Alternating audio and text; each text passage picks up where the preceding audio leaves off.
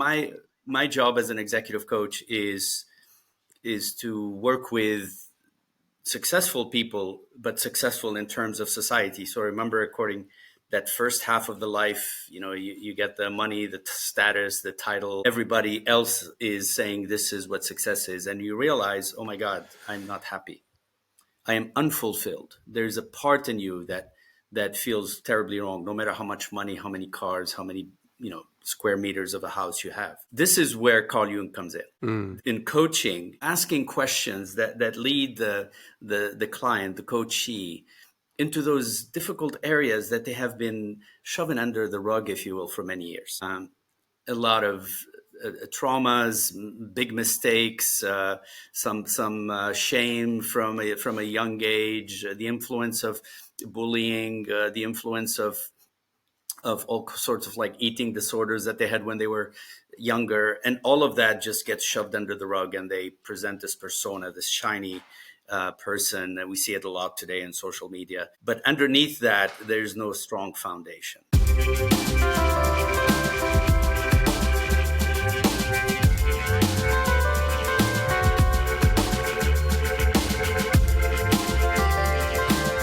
So, my friend, it's been a while. How has life treated you since we last spoke? Very well. Yeah. A lot of good things happening, yes. Please elaborate. Well, some traveling. First time I go to India, that was quite an interesting trip. Mumbai. I went to Mumbai. Yeah. Somebody told me my senses would be assaulted, all my senses, and he was right. That place is very intense. So that was nice. I spent a weekend there speaking at a safety conference, and a few other events, book signing, and a lot of exciting things. But that's amazing. So your career shift has really taken off now. Yeah, I think so. Yeah, you can say that. I'm very comfortable and very grounded in my role as coach and speaker. I feel very comfortable with my new feeling of an author, right? A published author that always feels it's a different identity. So I'm getting very used to that. Yeah, that's nice. So and how would you say that this new identity interfere with your old shadow? You've done your homework. Okay, so I'm going to bring the listeners. I'm going to bring the listeners into this right now. We are going to talk to talk about Carl Jung today, and Carl Jung was, in short, a Swiss psychiatrist, psychoanalyst, and a thinker who basically profoundly kind of shaped psychology, philosophy, and even maybe art and religion.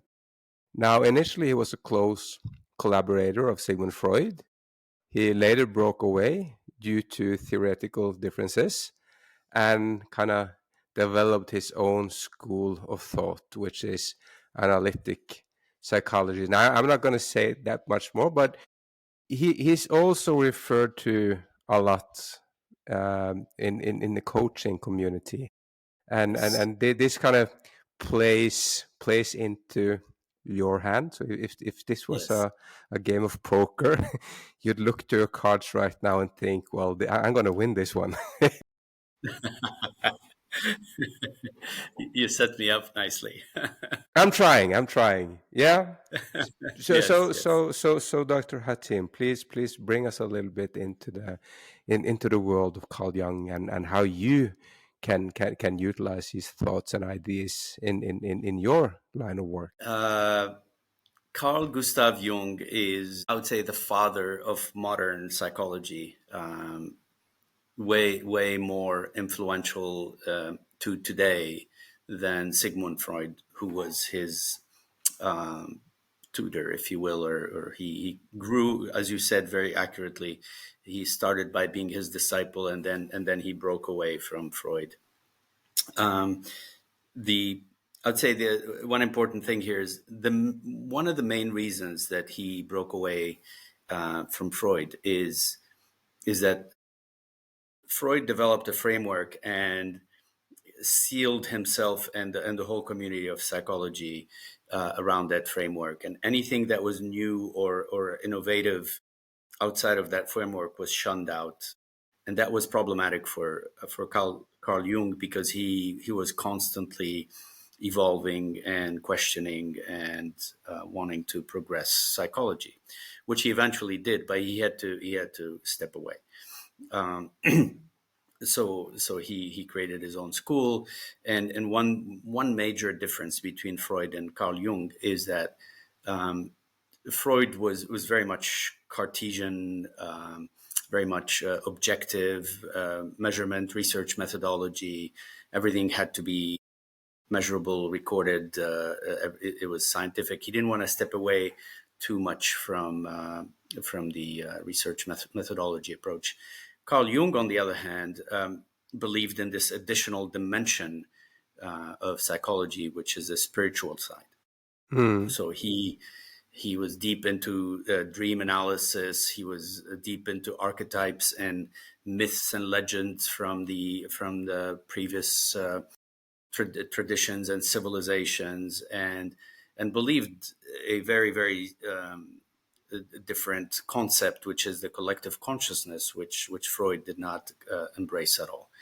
This idea that we as human, we all have a collective consciousness that is united through these archetypes, that these stories that you hear about, the myths and the legends from the Greeks, from the Persians, from the Incas and the Mayas. All these archetypes are all kind of they all have their own place in the collective consciousness of humans, regardless of your ethnicity, and they all carry a general message that impacts our everyday life.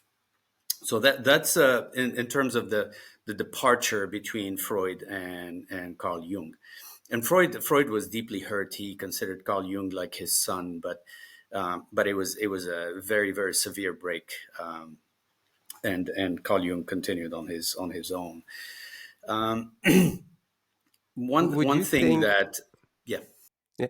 go ahead. Would you think that when he starts, embracing the dreams and the collective consciousness, this might have been the start for him developing the theories of the person you want to present versus the shadow you kind of want to hide, and how these two are in constant, not conflict. Conflict is wrong, but I'm going to play the ball to you. But you think that these ideas are interlinked somehow? Yes, they are. The collective consciousness is an important part of what he calls individuation. Mm-hmm. Individuation is another word for self-realization. So he believed that after half a life, let's say 35, 40 years, you get to a place where you potentially rebel against benchmarks and values that come from outside, and you start developing your own benchmarks and your own values, the own meaning of your life. Your own life purpose becomes defined by you. If you succeed in this, then you have gone through what he calls individuation, which is you separate yourself from the overall um, uh, dictates and values of society, family, and you develop your own um, trajectory in life, if you will. And he believes that in order to reach individuations, all of these elements that you mentioned, the persona, the shadow, um, accepting the anima and the animus. The anima is Mm-hmm. the female energy. The animus is the male energy inside of you. Recognizing both, looking at the shadow, understanding what the shadow is, which is all those parts of you that you do not like. Yeah. Anything that you are ashamed of yourself, or that you hiding, you put under the rug. All of those, if you through a lot of hard work start looking at all of those and integrating them is his word, integrating them into your identity and personality, then you reach individuation and self-realization. Only then can you then start becoming a true force of nature and of society, if you will. You start developing your own life meaning, your own life purpose, your own values, and you start acting at a much higher level. You can say maybe higher consciousness, but really it's an integration, a psychological integration where every part of you is accepted exactly as it is, and you realize that nobody's perfect. Everybody has flaws and genius, and we have to accept them both and integrate them. That kind of reminds me. Kind of, can we say that this is the point where we start? We have a conscious side, we have a subconscious side, we have a personality we want people to see, we have other parts of the personality we don't want people to see, and if people are disagreeing with me right now, there are things about ourselves we don't want other people to know about, and these things we will try to hide, and when we try to hide them, it will affect our behavior. And I read a lot of negotiations specialists that uses this tactic when they negotiate deals, because they will try to find the parts of you that you want to hide, and they'll try to pinch them, kick them to provoke reactions, because it will get out the sides that they don't like. But we should maybe not go down that rabbit hole right now. I was thinking, when it comes to coaching, let's bring it into something tangible for the listeners. This has to be really important when you coach people, making them realize that they have to play on every part of their personality. If not, something's going to be suppressed, and it's going to have some consequences somewhere. Can you walk us Yes. a little bit into that landscape? Yeah, thank you for that invitation. Absolutely. So my job as an executive coach is to work with successful people, but successful in terms of society. So remember, according that first half of the life, you get the money, the status, the title. Everybody else is saying this is what success is, and you realize, oh my God, I'm not happy. I am unfulfilled. There's a part in you that feels terribly wrong, no matter how much money, how many cars, how many square meters of a house you have. This is where Carl Jung comes in. This is where, in coaching, you start asking questions that lead the client, the coachee, into those difficult areas that they have been shoving under the rug, if you will, for many years. A lot of traumas, big mistakes, some shame from a young age, the influence of bullying, the influence of all sorts of like eating disorders that they had when they were younger, and all of that just gets shoved under the rug, and they present this persona, this shiny person, and we see it a lot today in social media. But underneath that, there's no strong foundation. Carl Jung shows us, and good coaches use this a lot, that in order to recover that foundation and rebuild that foundation, you need to lead your coachee into the dark corners of their mind, of their subconscious mind, and shine a light on the shadow. When the person finally, after a lot of work, like collaborative work, the person starts to see their shadow and understand that they have it and they've been hiding it and resisting it. Oftentimes they start crying. They just freeze sometimes, or they deny, and then they get back into it. You're getting into something very, very productive there, because if you then guide them through how that shadow is actually energy that is unused and that is actually slowing them down. And they realize what caused that part of them to go under the radar, and they face it, and they start accepting that and integrating it into themselves. You see a whole new person blossom. All that energy that has been pent up, if you will, starts becoming directed towards what they do best, which is their shiny parts. And now their Love it. foundation is solid because they cannot be played with by a savvy negotiator, like you said. A typical example, when you mentioned that about the negotiators, actually a perfect example is in the movie A Few Good Men, when Tom Cruise, who was defending a soldier who has broken the law, was questioning this 4-star general, and Jack Nicholson, yeah, and he played into those beliefs and the shadows that Jack Nicholson had. He understood how to get there. He asked all the questions that the buttons of Jack Nicholson until he got Jack Nicholson to say the thing that made his client innocent.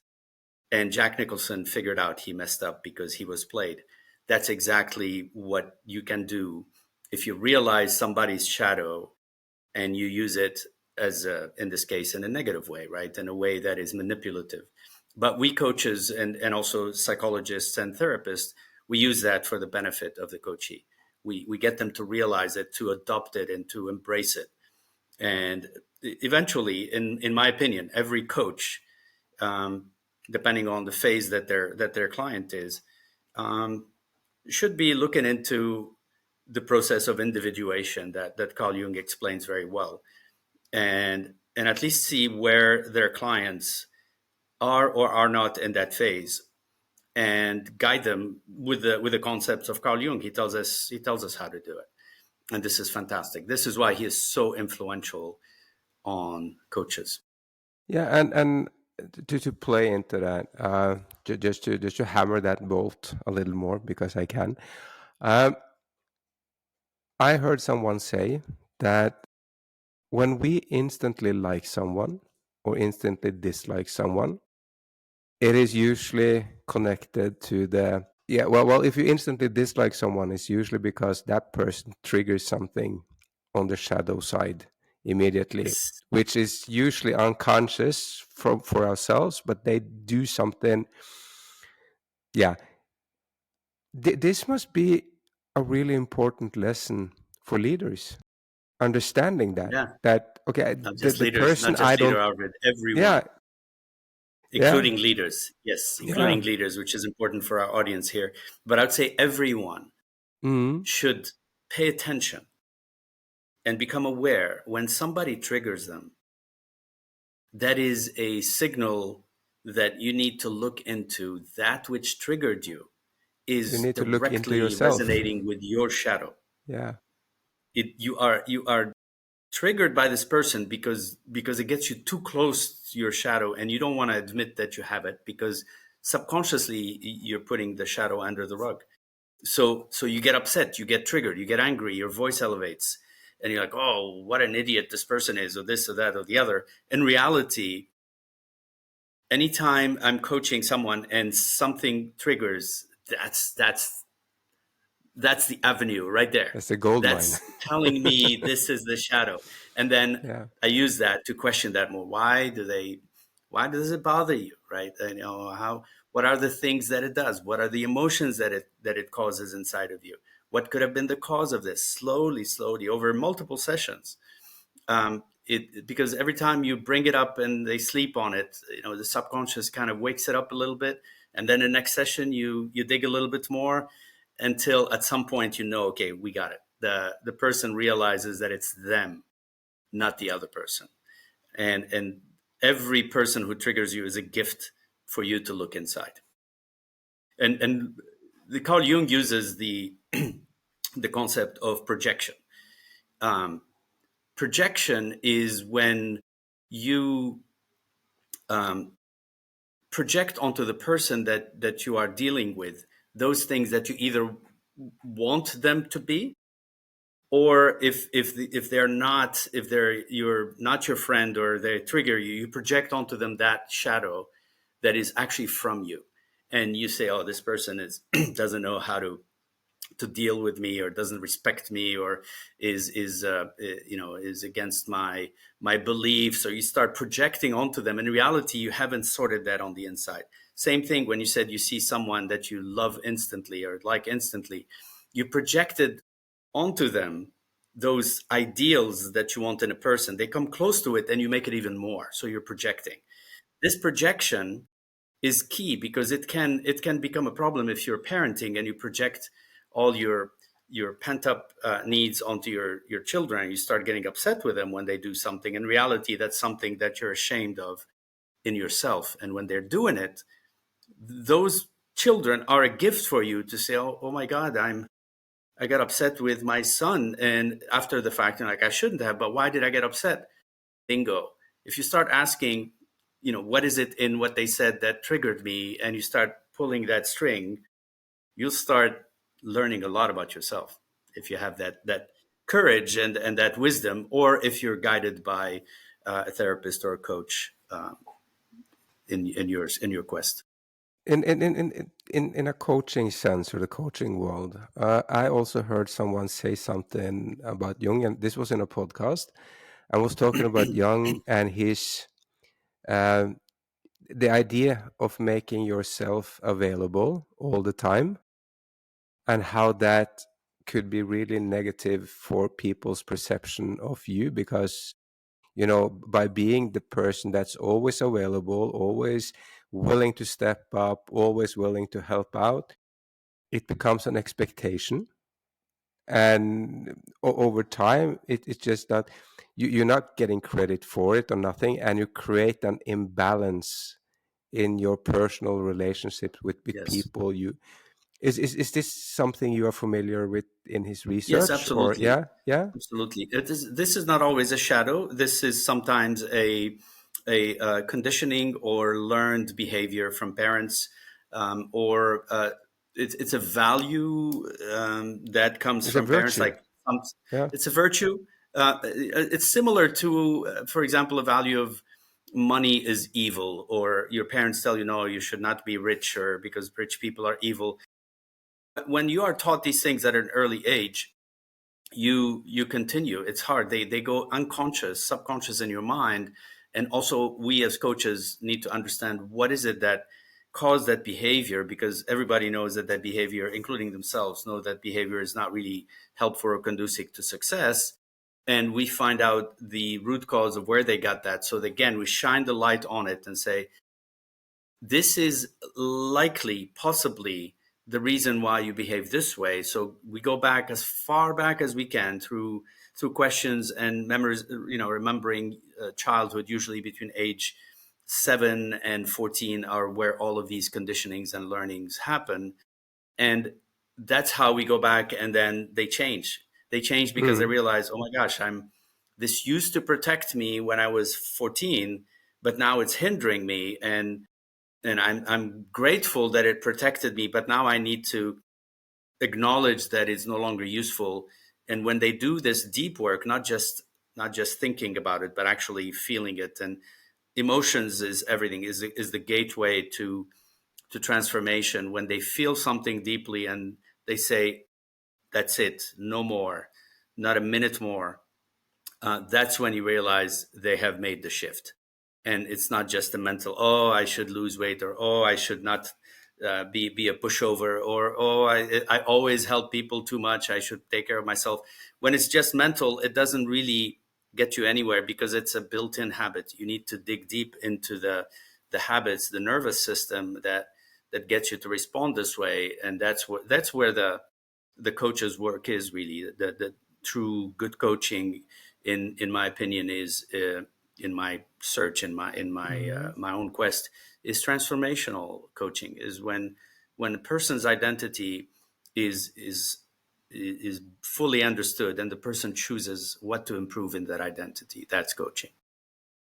Because I've heard this said in quite a simple sentence once. If you help someone in their time of need, the only thing you can be certain of is that they will be back the next time their time of need arises.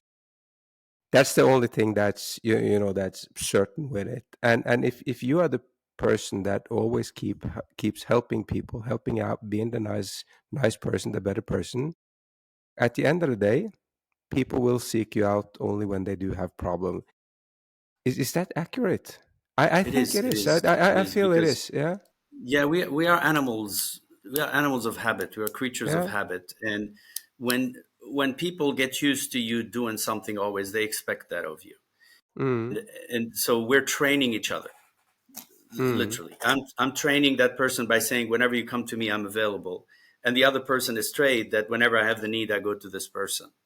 And that becomes a codependency. That's a term that you may hear sometimes, and it Mm. happens in marriages sometimes, or in siblings, or and it's not conducive to any that of the things that I talked about, and no individuation, no self-realization, because you continue to live with like an agreement, right? When I Mm. need help, I come to you, and when you need my help, I'm always here for you. They serve certain psychological needs, both of them, and they're in a nice balance that is sustainable but not good for growth or development. No, no, but that is interesting. I also heard something to. I think we can speak about Carl Jung forever and ever, but we got to try He to keep it is around he's an the half an ocean. He's an hour. ocean. Yeah. I don't know if Yeah. everybody knows, the Myers-Briggs test is directly from the work of Carl Jung. So the introvert, extrovert, the sensing, the feeling, the all of those 16 personalities are all derived from one book that he wrote called Eight Personality Types, Psychological Types, in 1921. They got that work was taken by Myers and Briggs, and they created the Myers-Briggs test. But it's entirely from Carl Jung's work. So if you That ever was taken the MBTI, the Myers-Briggs test for personality, you are essentially applying exact framework that Carl Jung created 104 years ago. that was supposed to be my next question. The introvert versus extrovert. Yeah, because well, at the end of the day, that has to be quite important, because this is no matter who listens to this podcast, everyone has heard the term extrovert or introvert, and I'm gonna make an assumption, which is probably stupid, make an ass of me and all those things. But at the end of the day, I think everyone have a tendency to read a little bit about extrovert versus introverts and kind of categorize themselves into one of them. So literally, Carl Jung is handing down his legacy and shaking hand with everyone and telling them that you are this or that type. Can you give a little, I don't know, a summary of what Yes, introvert or extrovert is, just to yes, help people along? yes. Yeah. I would like to start by expressing that it's not one or the other. Everything, all four dimensions, like I am ENFJ in the Myers-Briggs, right? So I'm extrovert. However, when you dig deep into the results of the MBTI test, of the Myers-Briggs test, you read percentages. I am 60% extrovert and 40% introvert. Okay. But people don't like these nuances. So they just say, oh, I'm an extrovert. I'm an introvert. And then it starts becoming their identity and they act that way. But if they only looked at the results of the test in their all nuanced, all four dimensions have a spectrum, right? And you only get E instead of I if you're more than 50%. It's simple as that. So if you're 55% extrovert and 45% introvert, then you're labeled as E, extrovert. And yet almost half of that energy of communication with others is introvert. And you will see this. You need your time alone. You need quiet. You love to read by yourself, things like that you cannot be around people all the time, even though you're an extrovert. Then you need your quiet time. You need your me time. And people just forget about that and just go with the label. So I just want to make sure everybody, at least if we learn this from this podcast, that when you take the Myers-Briggs, pay attention to the results and start looking into that nice nuance of where you are on the spectrum of all four dimensions, Mhm. which lead to the eight types that Carl Jung was talking about. So now you asked me the question about shed some light about introvert and extrovert. Uh, Again, it's a tendency of your psyche and of your expression of self, of life, when it comes to your relationship with people.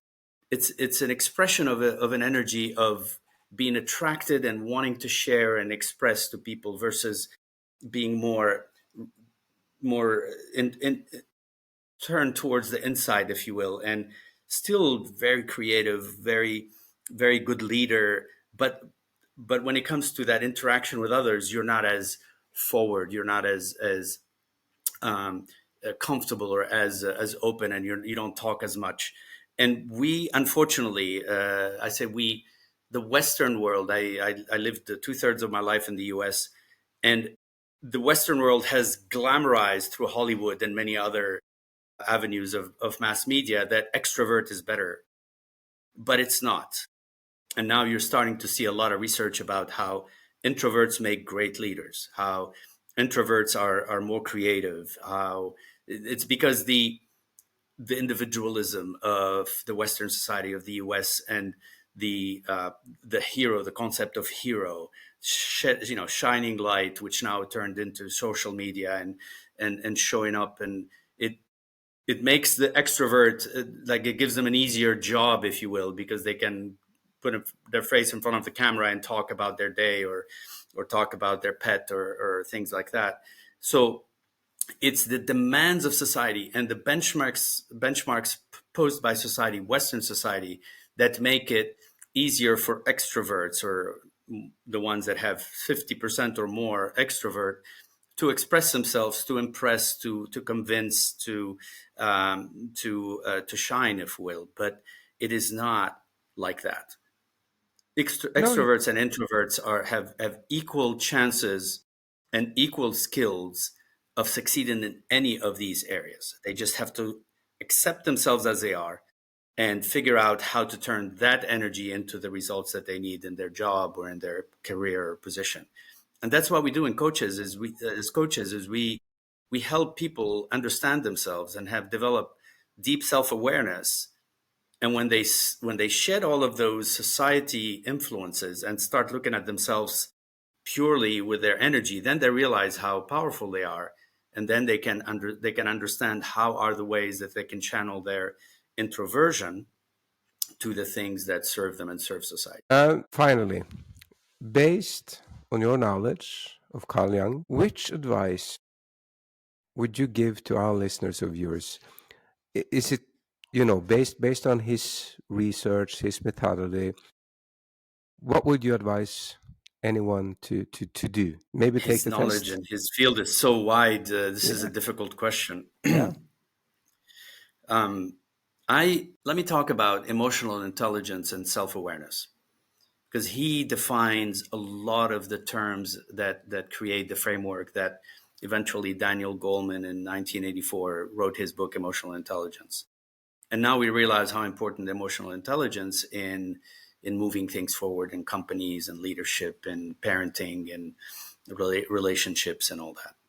One piece of advice that comes straight from the work of Carl Jung is dig deep and develop self-awareness. Hmm. Get to know yourself.